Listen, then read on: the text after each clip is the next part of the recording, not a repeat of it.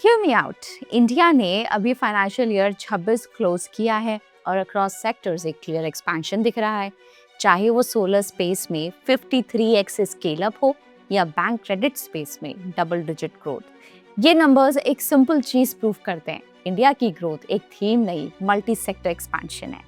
आज के वीडियो में हम क्वार्टर 4 फाइनेंशियल ईयर 26 के बेस्ट 5 रिजल्ट ड्रिवन स्टॉक्स देखेंगे जहां रियल ग्रोथ और एक्सपेंशन दिखा है, क्योंकि क्वार्टरली रिजल्ट सिर्फ नंबर्स नहीं होते, प्राइस डिस्कवरी का बिगेस्ट ट्रिगर होते हैं। हर कंपनी को हम बिजनेस मॉडल, की ड्राइवर्स और नेक्स्ट क्वार्टर ट्रिगर्स के लेंस से डिकोड करेंगे। Let's get into it. पहली कंपनी है वारी रिन्यूएबल टेक्नोलॉजीज लिमिटेड।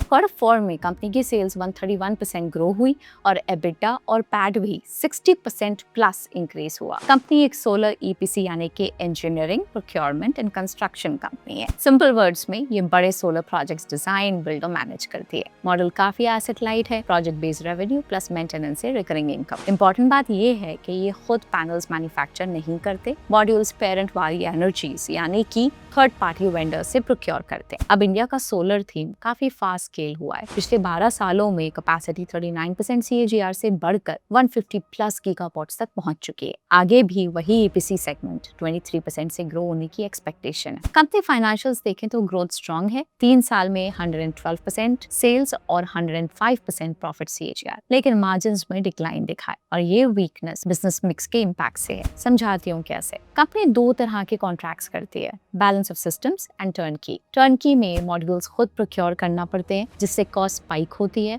और मार्जिन्स डाइल्यूट हो जाते हैं। इसी ट्रेंड का इम्पैक्ट रीसेंट क्वार्टर में भी दिखा। सेल्स लगभग 131% बढ़ी, लेकिन हाई ईपीसी कॉन्ट्रैक्ट कॉस्ट की वजह से एक्सपेंसेस और तेजी से बढ़े, जिससे OPM 18.8% तक आ गया। Waaree renewables as a quarter 4 has 2.8 gigawatt peak का ऑर्डर बुक, जिसकी वैल्यू रफली 2800 से 3500 करोड़ रुपए की है, यानी कि equivalent to financial year 26 total revenue. साथ ही एक 36 गीगावाट पीक प्रोजेक्ट की बिडिंग पाइपलाइन में है, जो फाइनेंशियल ईयर 26 की टोटल एग्जीक्यूटेड कैपेसिटी से 13x ज्यादा है। कुछ मेट्रिक्स देखें तो इनका लगभग 84% ROCE है, जो इंडस्ट्री से बेटर है और एसेट लाइट मॉडल की वजह से वर्किंग कैपिटल काफी लीन रहता है। साथ ही स्टॉक का PE भी लगभग 28x इंडस्ट्री मीडियन से नीचे है, लेकिन रिस्क पर भी नजर जरूरी है। पहला रिस्क है रिसीवेबल्स एंड इन्वेंट्री का स्पाइक। सेल्स ग्रोथ के कंपैरिजन में ये फास्टर बढ़ रहे हैं, जो वर्किंग कैपिटल पे प्रेशर डाल सकते हैं, इसलिए क्लोजली मॉनिटर करना जरूरी है। देन मार्जिन्स कॉन्ट्रैक्ट हो रहे हैं due to project mix shift and EPC segment में शिफ्ट आया है। अब प्रोजेक्ट स्मॉल नहीं बल्कि लार्ज गीगावाट स्केल पार्क्स बन गए हैं। इस वजह से टेंडर से एग्जीक्यूशन तक 6 से 8 महीने लगते हैं और ऑर्डर इनफ्लो लंपी हो गया है, इसलिए ऑर्डर पाइपलाइन और एग्जीक्यूशन पे नजर रखनी जरूरी है। नेक्स्ट कंपनी है बैंक ऑफ महाराष्ट्र।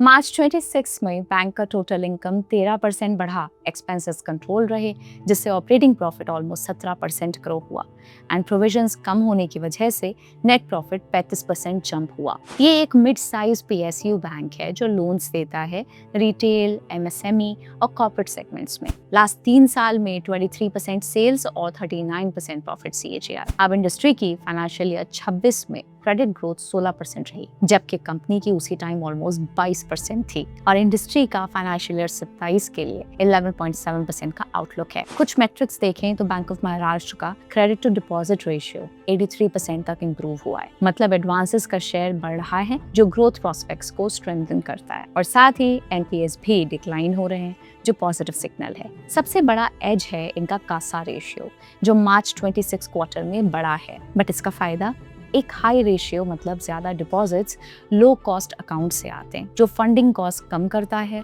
और मार्जिन्स को स्ट्रॉन्ग बनाता है। मैनेजमेंट ने फाइनेंशियल ईयर 27 के लिए 16 से 17% बिजनेस ग्रोथ का गाइडेंस दिया है। प्रॉफिटेबिलिटी एंगल से भी टारगेट है ROA 1.8% अप फ्रॉम 1.75% और net interest margin almost 3.75%। Simple terms में लोन ग्रोथ से ही 1800 से 2000 करोड़ एडिशनल NII आ सकता है, यानी कि अराउंड 15% ग्रोथ पोटेंशियल। लेकिन रिस्क भी क्लियर है। बैंक ऑफ महाराष्ट्र के लिए सबसे बड़ा रिस्क है मार्जिन कंप्रेशन।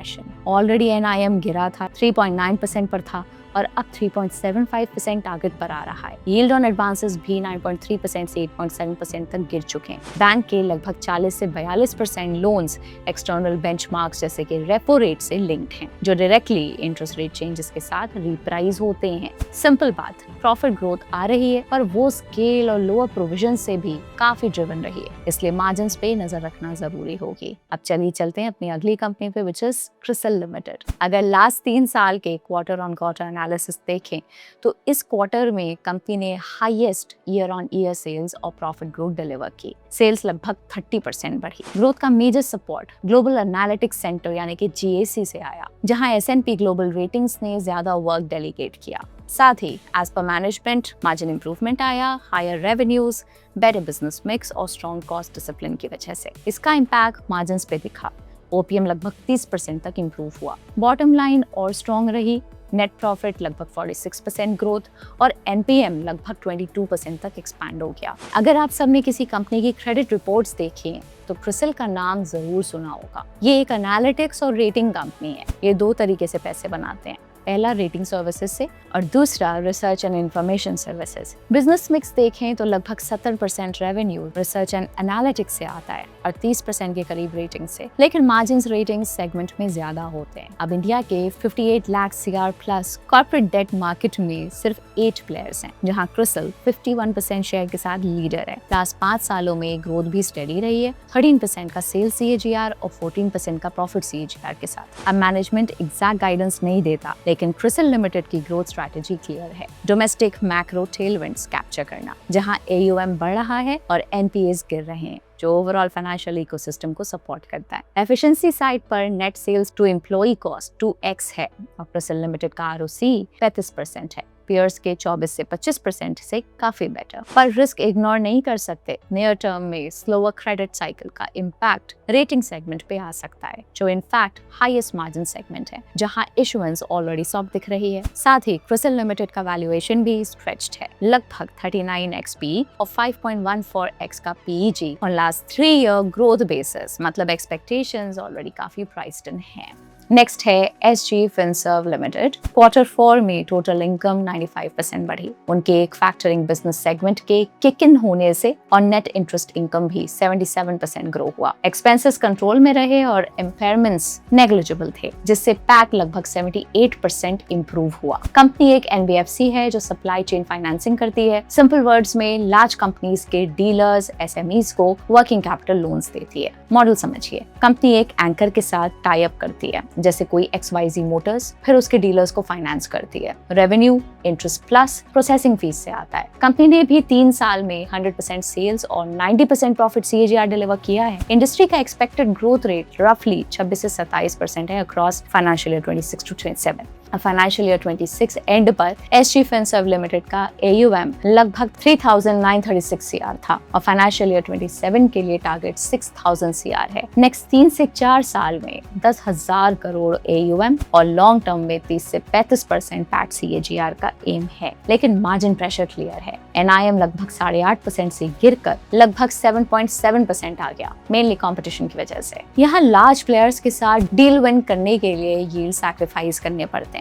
अगर मार्जिन्स फर्दर कंप्रेस हुए तो प्रॉफिटेबिलिटी टारगेट्स जैसे कि increasing ROE and ROA achieve करना टफ हो सकता है। अगर मैनेजमेंट की फुलफिलमेंट ऑफ गाइडेंस देखें तो इन्होंने पहले भी अपनी गाइडेंस कट की है। इस केस को सुनिए। SG Finserv का 70% बुक अभी भी सप्लाई चेन फाइनेंस में है, जहां बिल्डिंग मटेरियल्स का 50 से 60% एक्सपोजर है। इशू ये है कि की सेक्टर्स में स्लो डाउन दिखा और मैनेजमेंट ने भी गाइडेंस कट की।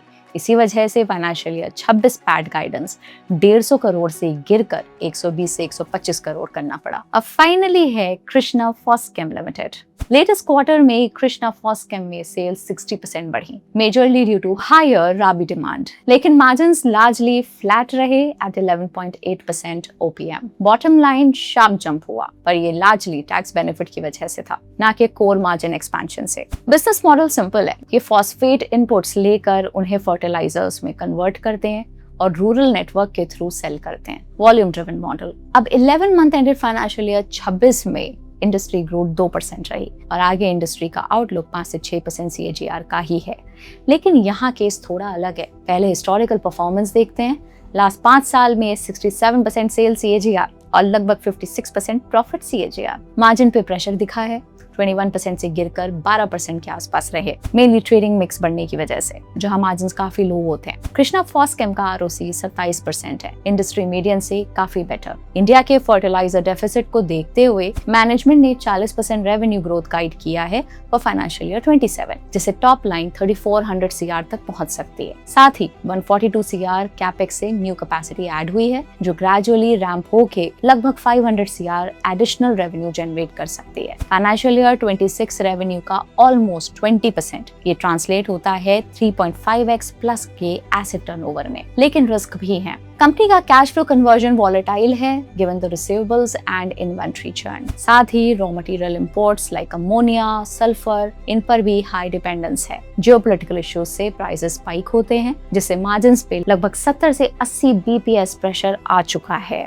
This brings us to the end of Q4 financial year 26 results breakdown. ये थी वो 5 कंपनीज जिनको हमने एनालाइज किया। इनमें से 2 कंपनीज के रिजल्ट्स में वन ऑफ इम्पैक्ट था, जैसे कि बैंक ऑफ महाराष्ट्र में लोअर प्रोविजंस और कृष्णा फॉस्केम लिमिटेड में टैक्स बेनिफिट। अब आप कमेंट करके बताइए आपका पिक क्या है और कौन सी कंपनी ऐड हो सकती है। याद रहे ये सिर्फ एनालिसिस है, कोई रिकमेंडेशन नहीं, तो इन्वेस्ट करने से पहले अपनी रिसर्च जरूर खुद से करें। मिलते हैं नेक्स्ट वीडियो में। Till then take care, bye bye.